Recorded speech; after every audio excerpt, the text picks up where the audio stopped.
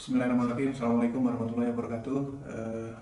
Yang saya hormati Dr. No Sri, Pakar Aliansi Kebangsaan, Pak Ponco Sutowo, Ketua Aliansi Kebangsaan, Mbak Irma Khairani, Aliansi Kebangsaan, Pak Al Busro Basnus, Duta Besar Republik Indonesia untuk Ethiopia, Djibouti, dan Uni Afrika. Ada juga Prof. Slamet Budianto dari BPU University dan Bapak-Ibu sekalian yang saya hormati, peserta diskusi publik Aliansi Kebangsaan dengan topik perang sains dan teknologi dalam pengembangan sektor pertanian di Indonesia. Terima kasih atas undangan. Saya diminta untuk menyampaikan satu materi terkait inovasi percepatan ketahanan pangan nasional. Jadi mohon maaf saya tidak bisa hadir online karena saat ini saya ditunjuk oleh Pak Presiden melalui Pak Menteri Dalam Negeri sebagai pejabat Gubernur Pemerintah Provinsi Nusa Tenggara Timur, dan besok ini hari Jumat saya akan melakukan perjalanan kunjungan kerja ke Alor. Jadi nanti akan dilanjutkan oleh Bu Direktur saya, Bu Direktur Penganekaragaman Pangan, PLA Deputi Penganekaragaman Konsumsi dan Keamanan Pangan, Ibu Rina Syawal, yang nanti akan mempresentasikan tema terkait inovasi percepatan ketahanan pangan nasional. Namun saya akan menyampaikan beberapa hal yang menurut saya menjadi catatan penting di dalam diskusi kita hari ini. Jadi yang pertama, Bapak sekalian, kita tetap harus berpegang kepada pembukaan Undang-Undang Dasar 1945. Di sana sangat jelas bahwa bangsa negara kita harus menuju bangsa yang merdeka, bersatu, berdaulat, adil dan makmur.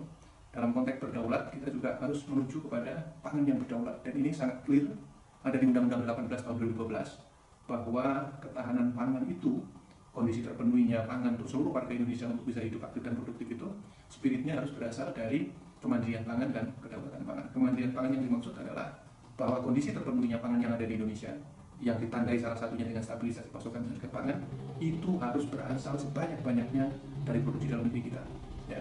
Kemudian kalau level itu dapat kita capai, kita kemudian harus terus berupaya untuk membangun komitmen negara bersama rakyatnya untuk memiliki kebijakannya tersendiri terkait dengan pangan bebas dari intervensi asing, dan itulah kemudian cita-cita kedaulatan pangan dapat kita capai.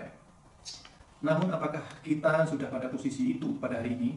Ada beberapa catatan yang ingin saya sampaikan, nanti juga akan disampaikan oleh Bu Direktur, Bu Rina, terkait kondisi Indonesia yang hari ini menurut saya adalah berada pada situasi kita darurat mandiri pangan. Kenapa saya sebut demikian? Paling tidak ada beberapa indikator.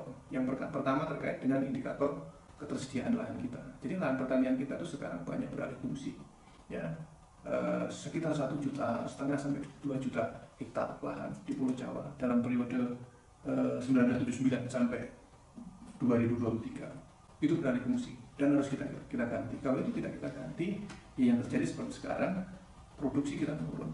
Jadi luas tanam dan produksi padi kita itu sekarang menurun. Satu bulan kita butuh 2.500.000 ton beras satu bulan. Jadi artinya kalau 12 bulan satu tahun, kita perlu sekitar 30 juta ton. Produksi kita hanya sekitar 31,2 juta ton.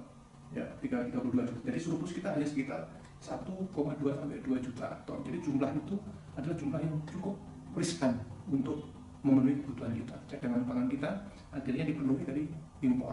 Jadi beras kita impor, ya, jagung bahkan kita impor, kedelai kita impor, bawang putih kita impor, ya, kemudian gula juga kita impor, daging kita impor. Sebagian besar kebutuhan bahan pangan pokok kita berasal dari impor karena produksi dalam negeri kita ternyata memang kurang. Jadi ini indikasi pertama yang menyebabkan Indonesia dari darurat mandiri pangan. Tapi yang kedua, sumber daya pertanian kita. Jadi kita kehilangan rata-rata 1 juta petani beralih profesi. Jadi 5 tahun lalu kita masih punya 31 juta, sekarang kita tinggal punya 28 juta petani. Artinya apa? Artinya banyak petani beralih profesi. Karena apa? Salah satunya karena lahannya beralih fungsi, dan itu sebenarnya indikator yang sangat kuat bahwa pertanian barangkali tidak bisa mengukir kesejahteraan petani. Ini catatannya berikutnya. Sensus pertanian kita, populasi sapi kita turun 40% selama 10 tahun terakhir, populasi kerbau kita turun 60% selama 10 tahun terakhir. Kemudian jumlah konsumsi pangan kita meningkat. Jadi pertumbuhan penduduk kita masih sekitar 0,76% per tahun atau bertambah 2.100.000 orang per tahun. Jadi penduduk kita sudah mencapai 280,73 juta. Di sisi lain produksi kita turun, tapi di sisi lain konsumsi kita naik. Dan tergantung kepada beras. Dan yang kedua, konsumsi pangan lokal kita berjalan melambat. Jadi inilah yang menjadi poin-poin yang harus kita perhatikan, sehingga kami dari Badan Pangan Nasional berupaya untuk menerbitkan Perpres 81 tahun 2024 tentang percepatan penganekaragaman pangan berbasis sumber daya lokal. Sudah diundangkan per tanggal 15 Agustus yang lalu, dan mudah-mudahan ini menjadi salah satu payung hukum pemerintah pusat dan pemerintah daerah berkolaborasi dengan stakeholder yang lain dalam konteks pentahelik, sehingga kita bisa mewujudkan dan membalik arah dari yang Indonesia Darurat Mandiri Pangan menjadi Indonesia berkemandirian pangan.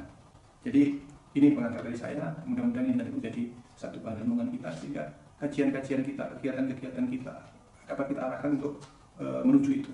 Dan terakhir, kami mengundang Bapak sekalian yang ada dalam diskusi ini untuk kita bersama Provinsi Nusa Tenggara Timur untuk melakukan gerakan kemanusiaan penanganan stunting Nusa Tenggara Timur. Jadi ini juga anomali Bapak sekalian, karena kita negara besar, kemudian ternyata ada salah satu provinsi di negara ini yang stuntingnya masih di atas sekitar 37,9%.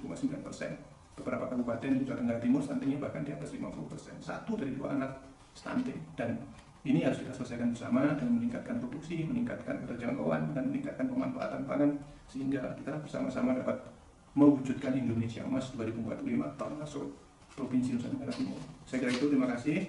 Bila terbaik, Assalamualaikum warahmatullahi wabarakatuh.